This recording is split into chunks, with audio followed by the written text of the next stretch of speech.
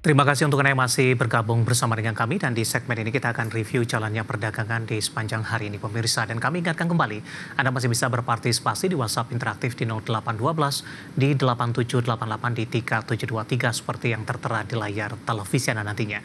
Dan saat ini kan sudah terhubung melalui Zoom bersama dengan Bapak Agananda yang merupakan Investment Education Officer YS Invest PT Yuanta Sekuritas Indonesia. Kita akan langsung sapa saja. Pak Aga, selamat sore Pak. Apa kabar Pak Aga? Selamat sore Pak David, kabar baik. Terima kasih Pak Aga sudah meluangkan waktu di IDX Channel. Pak Aga, langsung saja kita akan coba ulas terutama dari sisi teknikal. Indeks harga saham gabungan hari ini cenderung menguat dan tampaknya level 6.900-an konsisten dipertahankan, bahkan posisinya semakin kuat dan terus mengalami kenaikan. Tadi sempat ke 6941. Analisis Anda setelah sebelumnya IHSG bergerak stagnan dan tidak kuat bertahan di level 69, Pak Aga. Ya, kalau dari saya IHSG saat ini berada di level resistennya ya, yang harus dilalui yaitu di level 6950. Mungkin apabila bisa nge-break out level ini, ada potensi IHSG untuk kembali ke menguji ke level 7.000-an ya, 7.050 sampai ke 7.080-an seperti itu. Itu juga bertepatan secara teknikal dengan MA200-nya. Baik, resisten berapa yang harus ditembus oleh IHSG untuk menuju ke level 7.000 Pak, konfirmasinya? Konfirmasinya kalau saya lihat di level 6950. Kalau misalnya hari ini bisa ditutup di atas level tersebut, itu cukup baik sih Pak. Ada potensi untuk lanjut naik di hari esok. Tapi kalau skenario tidak, Pak Aga, ada kalau potensi skenario, untuk konsolidasi terlebih dahulu? Kalau range-nya, kalau misalnya masih belum kuat untuk di break, mungkin ada kemungkinan IHSG akan bergerak sideways ya, dengan rentang terbatas di area 6850 sampai 6950 Pak. Baik.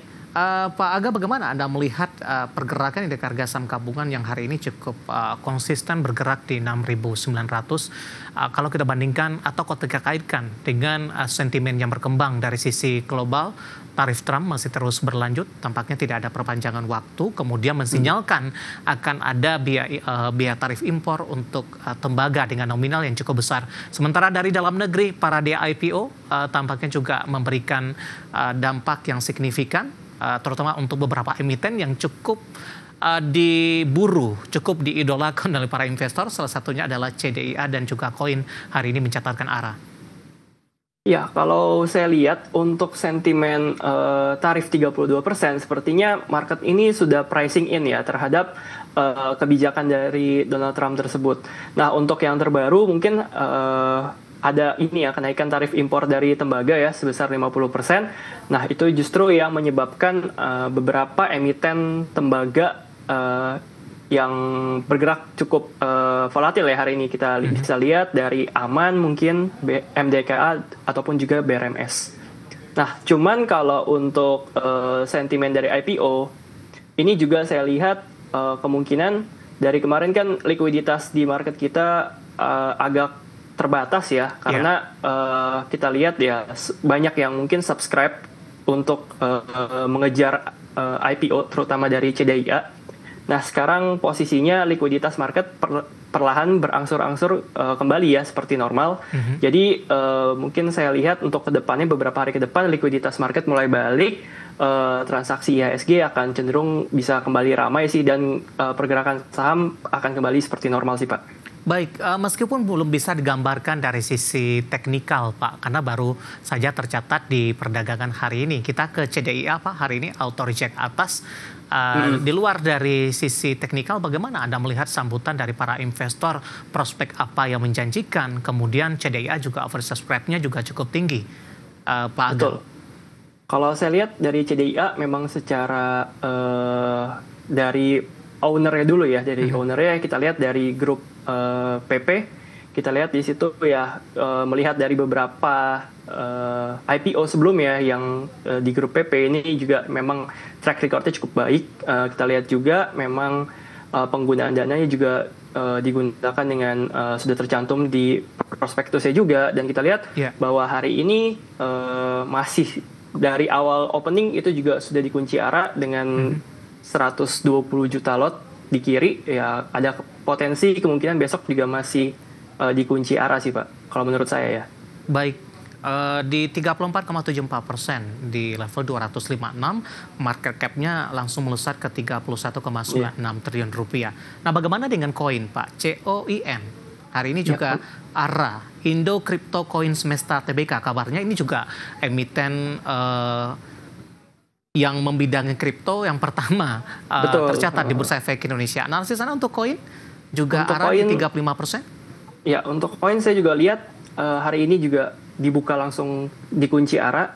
Terus saya lihat ya juga secara bid offernya itu juga masih cukup tebel ya, masih 40 juta lot sekian. Mungkin besok mungkin masih ada kesempatan untuk menyentuh ARA sih kalau menurut saya ya Pak. Oke. Bagi yang belum kebagian Pak, bagaimana Anda melihat partisipasi atau investor ingin berpartisipasi begitu, terutama untuk CDIA sepertinya? Iya, kalau saya lihat sih ya memang kalau untuk retail ya agak cukup susah kalau mau cari barang sih Pak. Jadi ya sabar-sabar aja sih Pak kalau saya bilang. Baik, analisis untuk koin dan CDIA pemirsa masih ada potensi penguatan untuk perdagangan esok hari dan kemungkinan atau cek atas masih akan terus berlanjut. Dari saham-saham emiten pendatang baru yang ikut memberikan warna dan membangkitkan kembali likuiditas perdagangan di pekan ini, kita beralih ke beberapa sektor yang hari ini juga menjadi penopang. Pak Aga, saya mau ke properti Pak. Ada PANI hari ini melesat di 11,27% di 13.575 penutupan. Intraday sempat ke 13.925. Analisis dan rekomendasi Anda untuk PANI di tengah penguatan signifikan hari ini?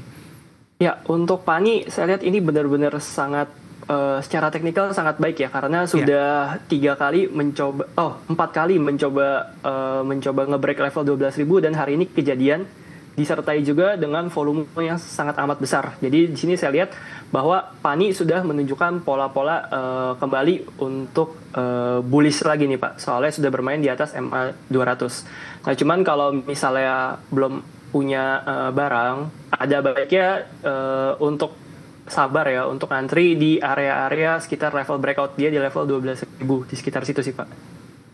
Baik, ada sentimen tidak Pak? Atau murni dari sisi teknikal ini untuk PANI? Penguatan signifikan ini kalau saya lihat sih masih dari sisi teknikal Pak. Saya juga belum sepertinya belum ada corporate action atau apa gitu. Belum ada sih.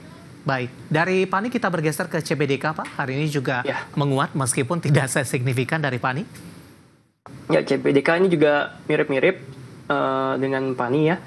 Di sini saya lihat juga volumenya bisa volumenya lebih besar ya dari hari-hari sebelumnya, disertai juga sekarang ini dia bermain di area sudah mendekati area resistennya ya. Sekarang tuh di 67.5 ya, sekitar sini. Area resisten terdekat dia itu ada di level 6.400 6.500. Jadi itu bisa dijadikan level taking profit ya apabila para holder memiliki CBDK. Buy di level berapa? Singkat saja Pak. Kalau untuk buy sih, kalau saya lihat ya, mungkin bisa ke level 5.800, 5.700 sih Pak. Baik, analisis dari beberapa saham sektor properti yang hari ini melesat, terutama dari grup Aguan, dan juga menjadi penopang indeks harga saham gabungan di sepanjang perdagangan hari ini. Pak, agak menarik, nanti kita akan coba lihat saham-saham pilihan yang Anda rekomendasikan, dan juga update penutupan perdagangan di sesi kedua. Dan pemirsa, kami akan segera kembali sesaat lagi.